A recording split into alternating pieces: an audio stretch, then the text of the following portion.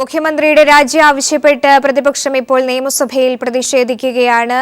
നിയമസഭയിലേക്ക് തത്സമയം.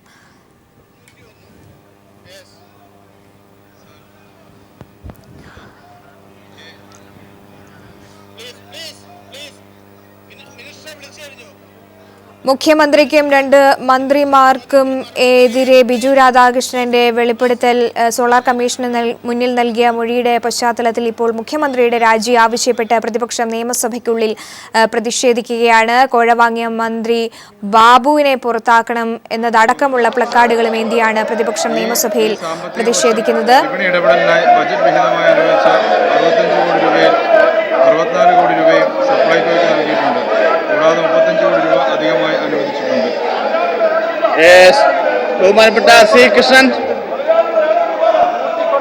ബഹുമാനപ്പെട്ട സി കൃഷ്ണൻ അങ്ങ് ചോദ്യം ചോദിക്കുന്നുണ്ടോ?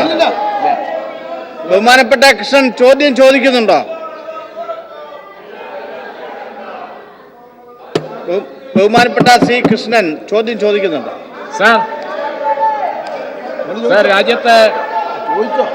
രാജ്യം നേരിടുന്ന ഏറ്റവും വലിയ പ്രശ്നം വിലക്കയറ്റമാണ്. കേരളത്തിൽ അതിരൂക്ഷമാവുന്ന വിലക്കയറ്റം നിയന്ത്രിക്കാൻ കൃഷ്ണന്റെ ചോദ്യം ചോദിക്കാൻ നിങ്ങൾ അനുവദിക്കില്ല. യാതൊരു നടപടികളും സംസ്ഥാന ഗവൺമെന്റ് സ്വീകരിക്കുന്നില്ല. പൊതുകമ്പോളത്തിൽ നിത്യോപയോഗ സാധനങ്ങളുടെ വില അനുദിനം കയറിക്കൊണ്ടിരിക്കുകയാണ്. ഒരു കിലോ തുവരപ്പരിപ്പിന്റെ വില 218 രൂപയാണ്. ഒരു കിലോ ഉഴുന്നുപരിപ്പിന്റെ വില ശ്രീകൃഷ്ണൻ ചോദ്യം മാത്രം 10 രൂപയാണ്. ഒരു കിലോ കടലപ്പരിപ്പിന്റെ വില 160 രൂപയാണ്. ജനജീവിതം ഇവിടെ വിലക്കയറ്റം മൂലം ദുസ്സഹമായി കൊണ്ടിരിക്കുകയാണ്. ചോദ്യം ഇവിടെ വില നിയന്ത്രിക്കാൻ കമ്പോളത്തിൽ ഇടപെട്ടുകൊണ്ടാണ് സംസ്ഥാന ഗവൺമെന്റ് ഇതിനു മുമ്പ് നടപടികൾ സ്വീകരിച്ചു വന്നിരുന്നത്. അവരെ ഇരിക്കാൻ പറഞ്ഞു. ഇത് പൊതുവിൽപ്പനശാലകൾ തീർത്തു നിർജീവമായി കഴിഞ്ഞിരിക്കുകയാണ്. അവരെ ഇരിക്കാൻ പറഞ്ഞു. വില നിയന്ത്രിക്കുന്നതിന് വേണ്ടി ബഹുമാനപ്പെട്ട ഫലപ്രദമായ നേതാക്കന്മാർ അവരെ ഇരുത്തണം. ഈ ഗവൺമെന്റ് സ്വീകരിക്കുന്നുണ്ടോ? സഭയുടെ രണ്ട് ഭാഗത്തുമുള്ളവർ ഇരിക്കണം. മന്ത്രി ഇത് ചോദ്യോത്തര സമയമാണ്. വ്യക്തമാക്കണം പ്ലീസ് എന്ന് ഞാൻ ആവശ്യപ്പെടുന്നു. ചോദ്യോത്തര സമയമാണ്. രണ്ട് ഭാഗത്തുമുള്ളവർ ഇരിക്കണം. രണ്ട് ഭാഗത്തുള്ളവരും ചോദ്യോത്തര സമയമാണ്, ഇരിക്കണം. ഇത് കഴിഞ്ഞു.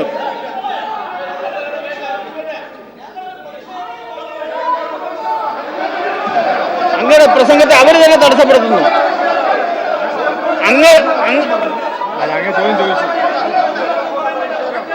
മറ്റുള്ളവരോട് ഇരിക്കാൻ പറയണം.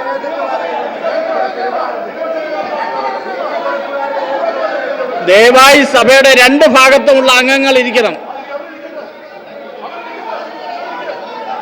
ബഹുമാനപ്പെട്ട മിനിസ്റ്റർ മറുപടി പറയണം. സർ, ഇവിടെ ബഹുമാനപ്പെട്ട അംഗം ചൂണ്ടിക്കാട്ടിയ വിഷയങ്ങളിലൊന്ന് സാറേ തുവപ്പരിപ്പ്, കടല ഉൾപ്പെടെയുള്ള സാധനങ്ങളുടെ വില വർദ്ധിച്ചു എന്നുള്ളതാണ് സാർ.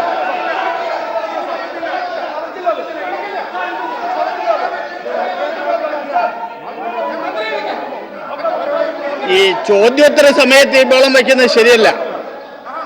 ചോദ്യോത്തര സമയത്ത് ഇത് ഒട്ടും ശരിയല്ല. നമ്മുടെ നിയമസഭയ്ക്ക് ഒരു നിലവാരമുണ്ട്. ആ നിലവാരത്തിന് വിരുദ്ധമായി ചോദ്യോത്തര സമയം സഹകരിക്കണം.